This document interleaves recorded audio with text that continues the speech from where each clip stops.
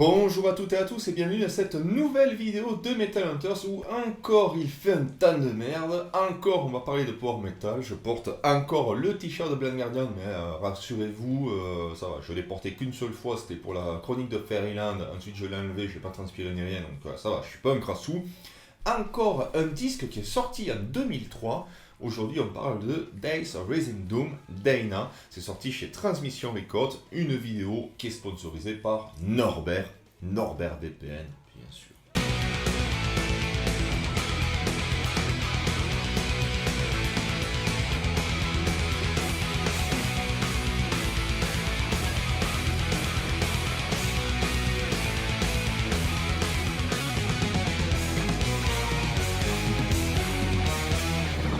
Alors Aina, qu'est-ce que c'est? Bien, Aina, c'est un metal opéra, un terme qui, je pense, a été démocratisé par Avantasia, The Metal Opera Part 1 et aussi le Part 2, même si ce genre d'exercice existait encore avant Avantasia, je pense notamment à Ayreon, bien sûr, Ariane Lucassen.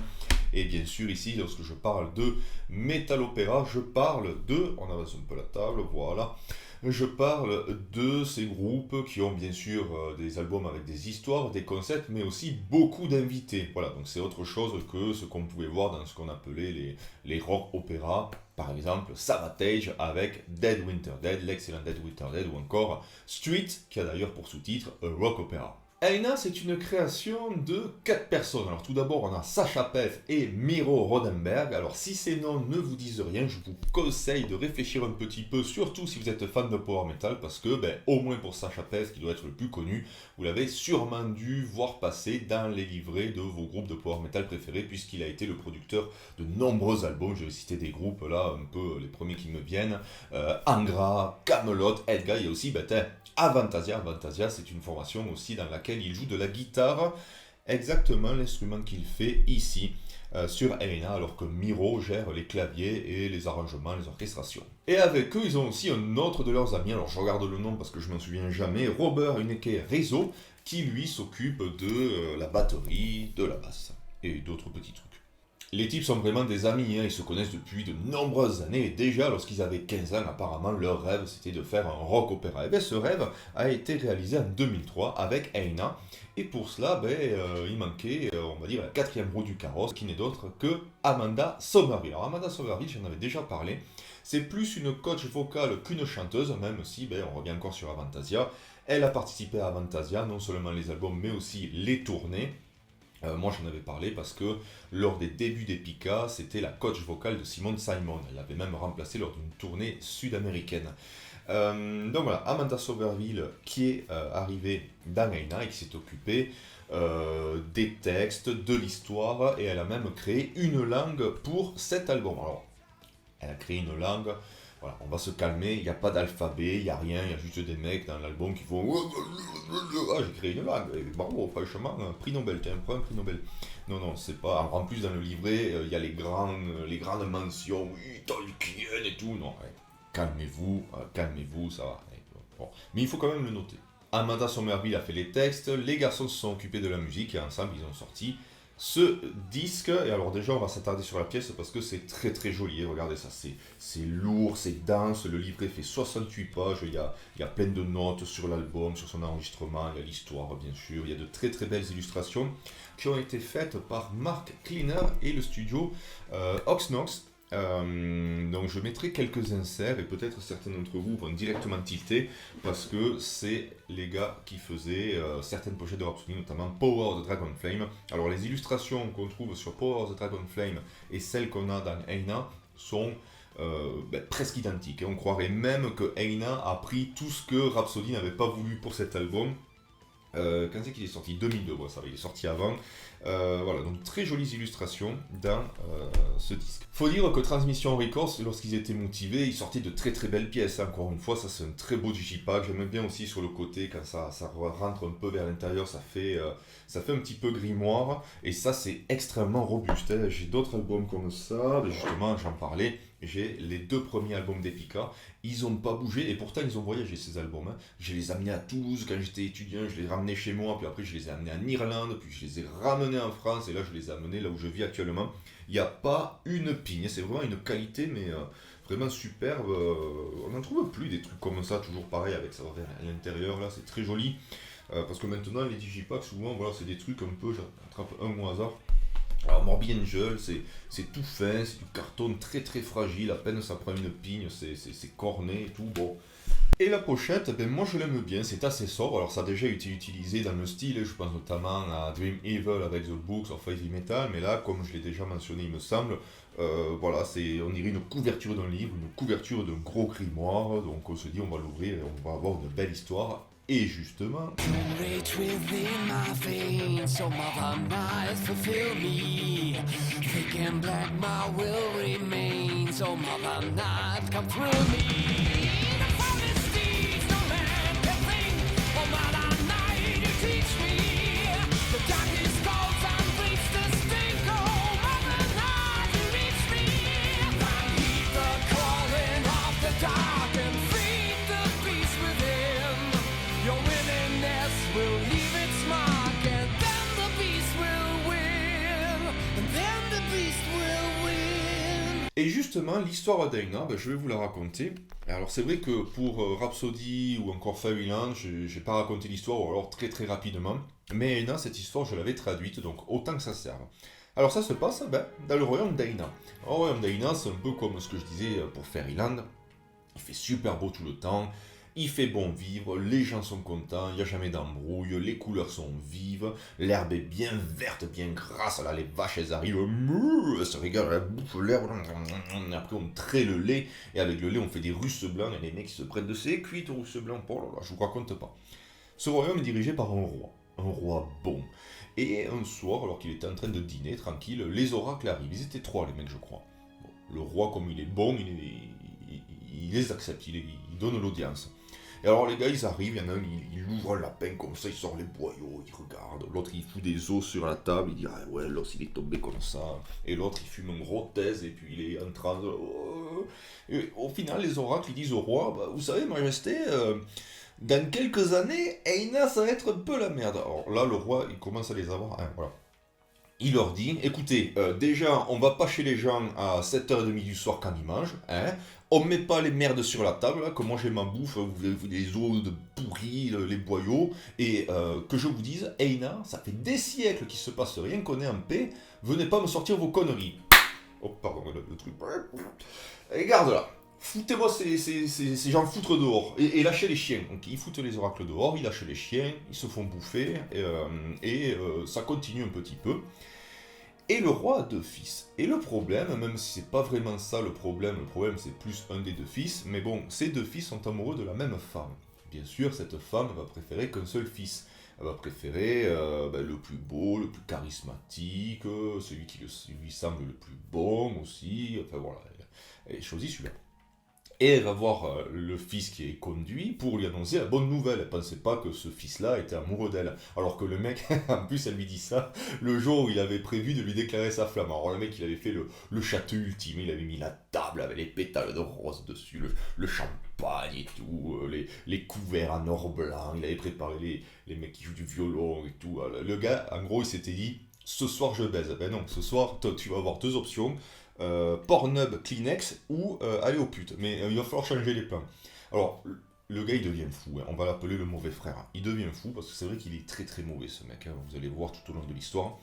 Il commence à sortir des trucs du genre vous êtes des connards, allez vous faire enculer, vous me faites chier. Et il se barre. Alors, il est énervé, il se barre, il va dans une région très très reculée. Et là par contre c'est pas rigolo. Là c'est pas Aina parce que il me semble qu'il fait toujours sombre dans cette région, il y a toujours des nuages à la con, là, bien noirs, bien menaçants, il n'y a rien à faire, on se fait chier, et il y a des créatures dans ce... C'est pour ça que moi je pense un peu au Mordor quand j'imagine ça, parce que les créatures on dirait des orques, bon c'est pas des orques, il y a une illustration dans le livret d'Aina qui est là, je vous la mettrai, c'est des espèces de créatures humanoïdes qui font de la muscu, tout. Voilà, le mec en fait, il va à Andorre. Il va à Andorre, donc c'est une Andorre où il fait toujours mauvais. Et là, à Andorre, eh ben, il y a tous les Valeks, il y a tous les Raptors, il y a tous les Baptiste Marché, ils sont entre eux, ils font de la muscu, ils soulèvent des poids, et ils se montent le chou entre, vous voyez, ils sont là, ouais, moi, je vais pas payer des impôts pour donner mon argent aux LGBT, voilà, ils sont toujours énervés, et ils vénèrent une sorte de dieu, une entité païenne, le dieu des alphas, voilà, ils vénèrent le dieu des alphas, protein. Et lorsque le mauvais frère arrive, ils pensent que c'est une réincarnation des dieux des alphas. Alors, vous pensez bien que les types, ils sont à fond. Ils y font des cadeaux, ils y donnent des haltères, une boîte de whey. Le frère, il est là, mais si vous voulez, j'en fous de vos conneries. Quoi. Après, ils y font un château, là, il est content. Ça j'aime bien le château. Vous allez mettre une petite piscine. Hein. Peut-être que s'il fait beau, un jour, on pourra en profiter. Et donc, il devient le maître, le roi des cracons. Voilà, ces bestioles s'appellent des cracons. Je ne sais pas si je vous l'avais dit. Un jour, décide d'attaquer son frère parce qu'il a quand même le ressentiment et il l'attaque un peu en traître là où les autres ils s'y attendent le moins, genre c'est dimanche 6h30, la veille avec Gamarian Kosser, ils sont tous allés, ils se sont pris une cuite au russe blanc, ils ont vomi, voilà, et à 6h30 je peux vous dire que les mecs sont pas frais et tous les autres là, les go muscu, eh ben, ils arrivent, ils leur foutent une branlée et ils kidnappent la reine. Alors la reine, la pauvrette, elle a passé un sale moment parce qu'elle va se retrouver enfermée dans un donjon, le mauvais frère va abuser d'elle à tel point qu'à un moment donné, elle va tomber enceinte, elle va lui donner un fils, sachant qu'elle avait déjà une fille avec le gentil frère. Alors le gentil frère, lui, il est déprimé, mais alors complet. Pour vous donner une idée, il passe sa journée à écouter My Dying Bride, il s'est acheté un t-shirt d'officium triste, il n'arrête pas d'appeler les frères Kavanagh, ouais putain, reformer Anathema, venez faire des concerts bien tristes dans Eina, enfin voilà. Il est vraiment au fond du fond, mais fort heureusement, dans sa cour, il y a André Matos. Et André Matos, il va le voir, il dit, bon, écoutez Majesté, c'est vrai que, à pas vous mentir, c'est un peu la merde, c'est un peu la merde. Mais bon, vous êtes le roi. Et si vous flanchez, tout le royaume va flancher, on va tous se mettre à écouter Life Lover, alors pendant les 2 premiers jours, il n'y a pas de souci, on va se régaler. Mais après, on va sortir les rasoirs. Attention, on va au moins rigoler, et puis je vous garantis que le taux de mortalité... oh là là, oh, oh, oh, oh. Donc, non, non, non. Il faut se reprendre, surtout que vous avez une fille. Et oui, vous avez une fille, elle a besoin de votre amour, de votre présence. Il faut que vous soyez là, surtout que cette enfant, elle a un pouvoir spécial. Il faut vraiment prendre soin d'elle. Et elle sera reine un jour, donc il faut pas déprimer comme ça. Et puis, il lui fait un petit concert d'Angra parce qu'il avait appelé juste avant Kiko Loureiro et Raphaël Bittencourt. Dans les mecs, ils y reprennent des titres d'Angel Cry, Dolly Land, Fireworks, même le roi, il se régale. Il est là, ouais. Et ça lui remonte un peu le moral. Il dit, ouais, t'as raison, André. Je vais pas déprimer, surtout que ça va faire plaisir à l'autre col, là. Je vais me reprendre. Et il envoie la fille dans un couvent. C'est pas vraiment un couvent, mais bon, c'est un endroit où elle va être élevée et surtout où elle va être cachée. Parce que le roi, il dit, bah, imaginez, je suis là, tranquille, en train de lire Dostoïevski, Crime et Châtiment, la petite, elle joue dans la cour. Et là, il y a un fourgon des journalistes de Libération d'Andorre là, qui passe. Hop, la petite partie, et puis après, zinzin pour le retrouver. Hein. Voilà, donc je la cache, et voilà. Et à partir de là, ben, les années passent et ses enfants grandissent. Et un jour que le fils du mauvais frère se baladait en forêt, il tombe, mais alors complètement par hasard, sur la fille du bon frère. Et alors le mec, il est subjugué par sa beauté. Quoi. Il la regarde, il a... Oh, mais qu'est-ce qu'il est derrière un arbre, vous savez comme ça. Mais qu'est-ce que c'est que cette 9 sur 10 oh, il en peut plus, il en peut plus. Elle est magnifique la fille, le gars, il a... Oh, il faut que je me tape le cul. Et là, directement, il se dit, non, non, je vais pas me branler, hein, c'est pas parce que j'ai bien avec des ostrogoths que je dois me comporter comme eux. Parce que c'est vrai que ce fils, en fait, il a hérité du mauvais côté de son père, le côté impulsif, le ressentiment facile et tout. Et son père, il aimerait que ce soit une ornure finie comme lui, hein, parce qu'il veut vraiment le gros alpha, le mec viril dans le mauvais sens du terme, voilà, vous voyez tout le truc, quoi. Mais comme il a été élevé par sa mère, en grande partie, ben, sa mère elle lui a appris à respecter et aimer son prochain, à ne pas juger hâtivement, à être à l'écoute, à faire preuve d'empathie. Donc le mec, c'est un bon bougre. Franchement, il n'est pas méchant le type. Donc il se reprend et puis il va aborder la fille d'une façon tout à fait normale. Donc il arrive là comme si de rien n'était. Ah, bonjour mademoiselle. Ah, ben, quelle belle journée. Hein. Alors, ça, si jamais vous voulez aborder une fille, il faut surtout pas lui dire ça sur ce ton. Hein? Oh, et quelle belle journée! Là, c'est la main dans la gueule que vous allez prendre. Et ça fait un peu de théâtre et tout, c'est un peu dépassé, je pense. Et j'en imagine bien certains d'entre vous être dans les forêts, là, derrière un buisson, caché en attendant qu'une fille passe devant vous, là, comme ça. Et dès qu'elle arrive, la fille... Bonjour, madame! Mais quelle belle journée! Ne sommes-nous donc pas chanceux d'avoir un tel soleil qui réchauffe à la fois nos corps et nos cœurs? Il faut pas... En plus, ça fait comme... Ça fait un peu comme un SAS misanthrope, vous savez. Mais quelle belle journée!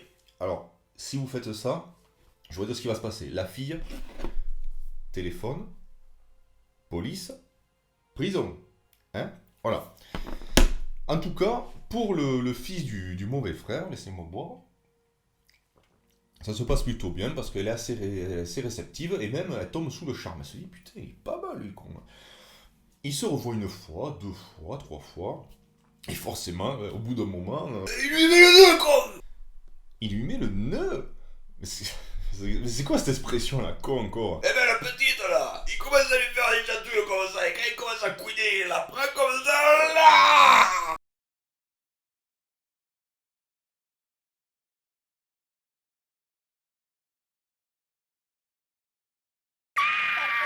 Il profite des plaisirs de la chair, et il rentre chez eux tout content. Tu m'étonnes, quoi. Et le truc, c'est que pendant ce temps, ben, le mauvais frère, qui a jamais fini de faire de la merde, de préparer des conneries, eh ben, il avait entraîné toute son armée. Donc tous les mecs, ils avaient suivi le Raptor avec son programme nutrition et muscu, ils ont des bras comme ça, ils sont à fond et tout. Là, le mauvais frère, il s'est dit, allez, là, on est prêt, on retourne à Ina, et on déglingue tout le monde. Je vais tout cramer, je veux qu'il reste plus rien. Il se prépare à partir. Et le bon frère, hein, il s'est dit qu'il n'allait pas se faire baiser la gueule 2 fois, donc il avait mis des espions vers Andorre, il voyait l'armée arriver. Et chez lui, il avait dit, bon, le russe blanc, on va y aller mollo maintenant, parce qu'il y a les abrutis à côté, donc il faut faire attention. Il les voit arriver, il se dit, attends, alors lui, je vais lui éclater la gueule, là, il va pas me faire chier longtemps. Alors par contre, l'armée du bon frère, attention, parce que d'accord, chez les méchants, là, les mecs, ils ont fait de la muscu, comme j'ai dit, ils ont des bras comme ça, les trapèzes et tout, mais chez le bon frère, l'armée, c'est la BAC, le GIGN, les CRS, et le type, il est même allé chercher les légionnaires d'Afrique. Attention qu'au niveau bagarre, c'est pas la même chose. Hein.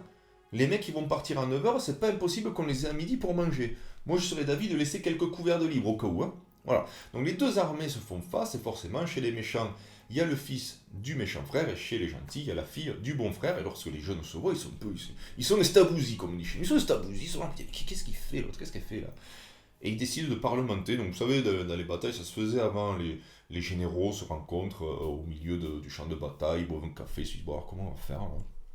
Et ils comprennent pas, les gens qui sont là, merde, putain, mais qu'est-ce que tu fais? Ah, mais t'es t'es le fils de, ok, ouais. Et là, le mauvais frère, pour vous dire à quel point c'est un enculé, hein, il tue son fils, voilà, tout simplement. One shot, l'enfant mort devant la fille, là, bon, bref, déprimé. Et pour vous dire à quel point c'est le roi des enculés, le mec, il se fout de leur gueule. Alors déjà, il commence à dire, non mais mon fils là, ça y est, ça commence à devenir une pédale, il a vu la chatte passer, c'est plus un alpha, moi je veux vraiment le gros alpha, il me sert plus à rien, donc je le tue. Et puis, ta mère, c'est moi qui l'ai, hein. Et puis le gars que j'ai tué là, c'est ton frère, hein. Vous avez baisé entre frères et sœurs, vous êtes cru enrobés ou quoi les mecs là? Vous êtes dégueulasses. Alors là, la fille... elle devient folle. Et en fait, elle fait un peu ce que fait Ciri dans Witcher, c'est-à-dire la colère lui permet de débloquer son pouvoir, il y a des éclairs partout, et elle foudroie le mauvais frère d'un coup là. Pouf, fini, plus de mauvais frère, un peu comme moi quand j'étais sur Battlefield à Sina, il avait le sniper là, les mecs ils couraient là dans le désert, bam, headshot, allez fini, allez rentre chez toi. Donc le mauvais frère est bon, tous les gros muscles, les mecs d'Andorre, là ils sont là, oh putain l'alpha ultime est mort, ils paniquent, ils s'en vont, ils fuient, la BAC les poursuit, il faut démonter la coup de matraque, là, blam, tiens, allez, blam. La reine rentre auprès de son mari, la petite accède au statut de reine, on sait pas trop, mais voilà, elle devient reine, mais c'est pas un happy ending, hein, parce que vous doutez bien que la petite, elle a quand même quelques traumas. Hein, on y a flingué son amoureux devant elle, on y a appris qu'en plus c'était son frère, donc et puis ça s'est pas fait dans un huis clos le truc, ça s'est fait au milieu d'un champ de bataille avec toute l'armée, ça veut dire que tout le royaume est au courant que son frère il l'a pilé comme un porc. C'est horrible. C'est-à-dire que la fille quand elle marche dans la rue, tout le monde se retourne en faisant C'est chaud. C'est-à-dire que quand elle fait des repas de famille, il y a toujours sa mère qui est en train de la regarder comme ça. Dis donc, t'aurais pas un peu déconné, toi? Donc, ouais, il y a mieux pour bosser, pour aller bosser le matin. Voilà. L'histoire se finit comme ça. Mais pas complètement, parce qu'il y a la mention à suivre. Hein.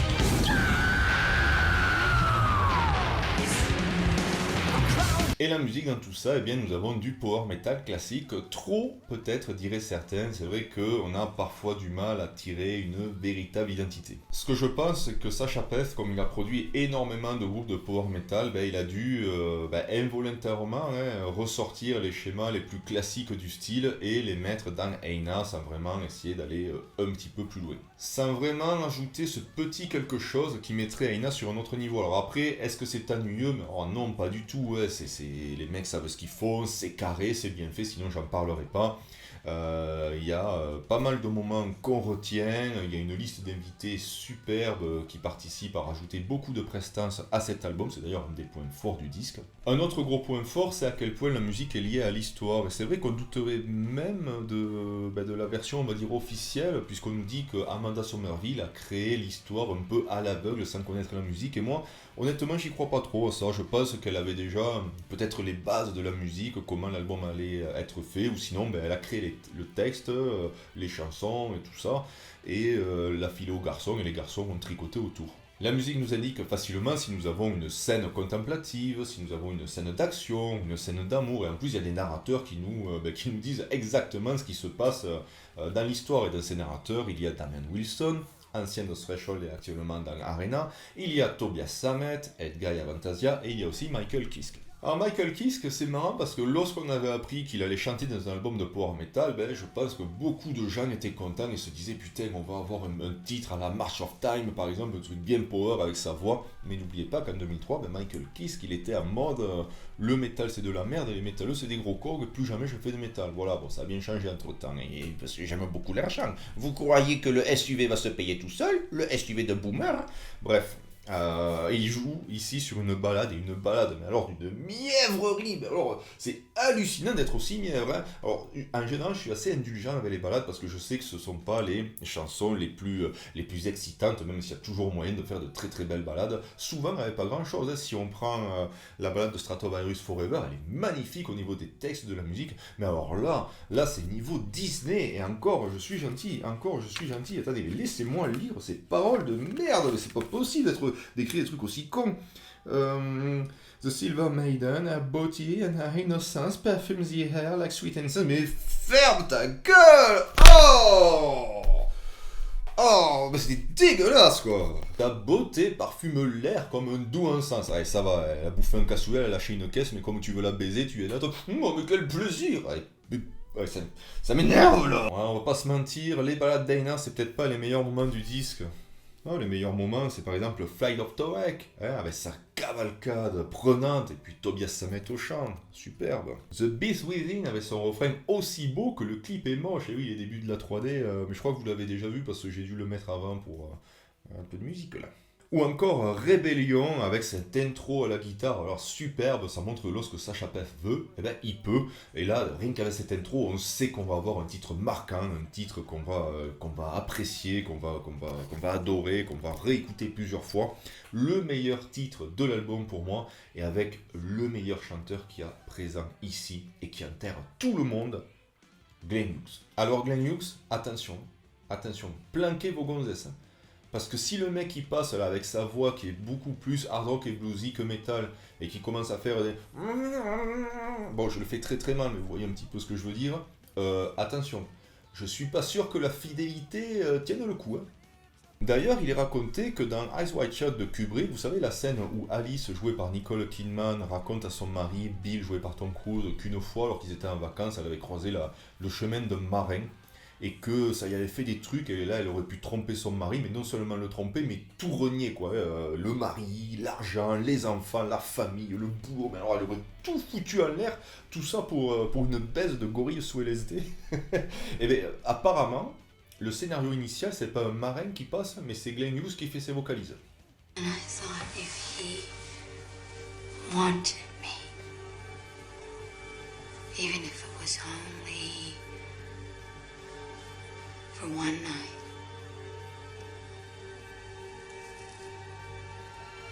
I was ready to give up everything. Alors le mec a une voix mais alors magnifique, ça vient des tripes, il y a énormément de chaleur et par moments on sent que les compositeurs ont pris ça en compte parce que ils mettent un peu Glenn Hughes dans son environnement de prédilection, c'est-à-dire des passages un petit peu plus, on va dire, bluesy. Voilà. Bon, c'est juste quelques petits clins d'œil, je pense, ça prend pas le pas sur le power, et tant mieux. Alors, je dis tant mieux pas parce que j'aime pas le blues, mais j'aime bien les petits clins d'œil comme ça, mais pas quand, on va dire, un style invité prend le pas sur le style général de l'album. Voilà. En tout cas, Rébellion, superbe. Glenn Hughes, il joue le bon frère. Et là, dans Rébellion, c'est le moment où les mecs d'Andorre reviennent pour la seconde attaque et le grand frère, le bon frère, on ne sait pas si c'est le frère aîné ou pas, mais il en peut plus quoi. Et là, dans le texte, dans sa façon de déclamer les paroles, dans son interprétation, on sent toute la hargne, toute la colère. Le mec, il veut en découdre. Bref, excellent titre, Rébellion, meilleur de l'album, je l'ai dit. Je pense que ce titre à lui seul justifie que vous écoutiez l'album. Après, si vous n'avez pas envie, c'est pas grave, parce que je vais mettre ce titre, un extrait du moins, juste après. Mais c'est quand même dommage de ne pas écouter l'album en entier. Pour rester avec Glenn Hughes, une autre chanson que j'aime bien, bon pourtant c'est vrai que je disais les balades c'est pas top là, bon, je sais pas si c'est vraiment une balade ou vraiment, c'est plus une chanson mid-tempo, mais c'est Talent Last Hop, où André Matos chante avec Glenn Hughes, oui parce qu'il y a vraiment André Matos dans le disque, c'est pas une connerie, et c'est cet instant où André Matos essaye de remonter un peu le moral du roi. Alors lorsque c'est à Glenn Hughes de chanter, tout est sombre en fait, et on sent vraiment que le mec est au bout du rouleau, c'est limite un peu triste, et lorsque André Matos arrive, le tempo s'accélère, on sent qu'il y a un peu plus de lumière dans la musique, et ça redonne un peu espoir, on sent vraiment qu'il y a une volonté de tirer l'autre personnage vers le haut, ça se ressent très bien dans ce disque, c'est en ça que je dis que Aina est bon, c'est parce que l'histoire et la musique collent très très bien, on voit très bien ce qui se passe dans l'histoire en écoutant la musique. Bon, je le dis une dernière fois, Glenn Hughes, gros patron, et après qui c'est qui va venir chanter ou jouer dans cet album, donc je vais donner les plus gros, hein, on va dire, non pas sur charge pondérale, mais les plus connus, voilà. Marco Hietala, ancien Nightwish, qui fait le fils, qui s'appelle Sirius, hein. Il y a aussi il y a Simon Simon qui apparaît, mais bon c'est vraiment Simon Simon ne joue pas un personnage, il fait juste des espèces de petits la à un moment donné. Candice Knight qui joue la reine, la femme de Richie Blackmore, qui joue avec lui d'ailleurs sur Blackmore's Night. Et dans les musiciens nous avons par exemple Impu Vuorinen de Nightwish, Jens Johansson de Stratovarius ou Thomas Block de Kamelot qui vient de faire des solos tranquilles, Derek Sherinian également, ancien Dream Theater bien sûr. Donc ça nous fait une belle brochette d'invités, hein, mine de rien, pour un très bon album. Days of Raising Doom, mesdames et messieurs.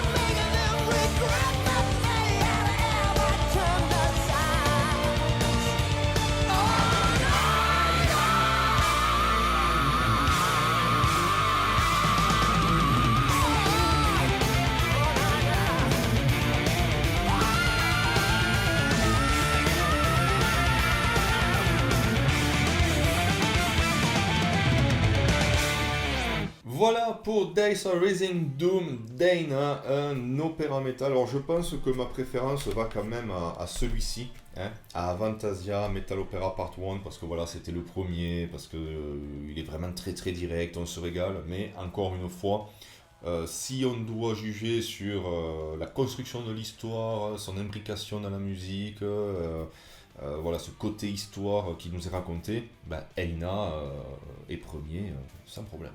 Et parlant d'histoire, j'ai mentionné tout à l'heure qu'il y avait la mention à suivre. Eh ben non, pas du tout. Pas à suivre parce que Eina c'est terminé, hein, ça a splitté et à moins que les types se reforment, on sait jamais, on n'est pas à l'abri.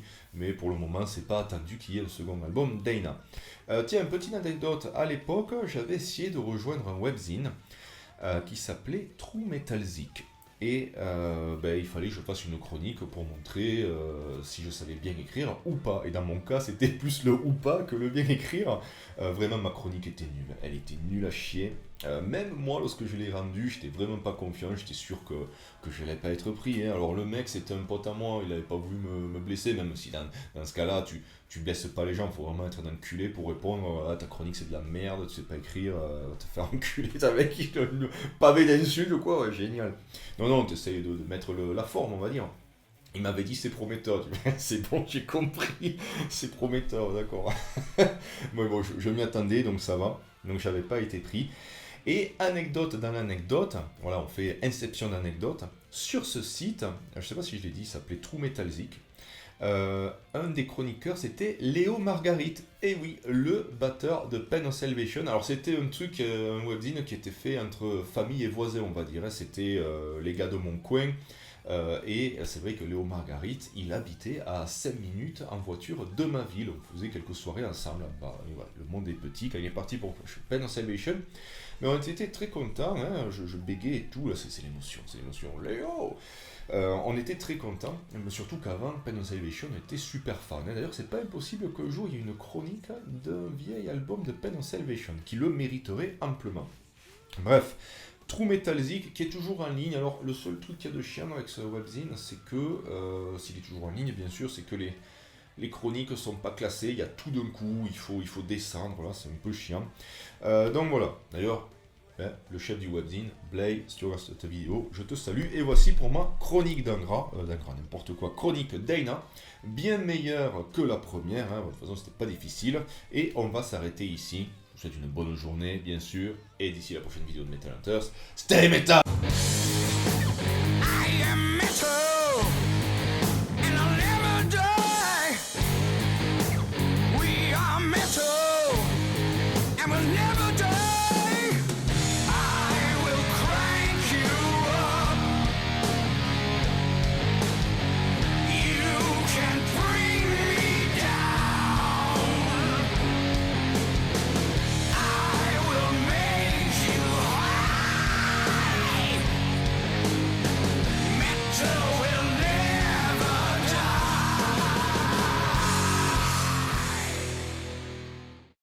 Ok, bon, c'est bon, sauf le temps, bien sûr, qui est toujours dégueulasse, mais à part ça, c'est bon. Bon, ben allez, hop, faut ranger ça, puis on est parti.